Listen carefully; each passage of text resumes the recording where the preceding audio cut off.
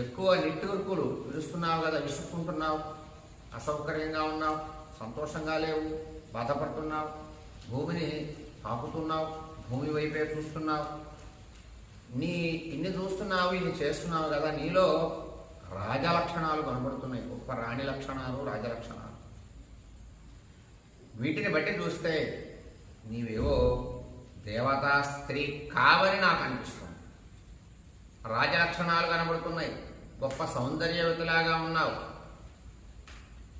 దీన్ని బట్టి ఆలోచిస్తే నీవు దేవ, గరుడ, గంధర్వ, యక్ష, కిన్నెర, కింపురుష, నాగజాతి, రాక్షస జాతి, రుద్రగణాలు, దేవతాగణాలు ఈ జాతికి సంబంధించినటువంటి స్త్రీవి కావు.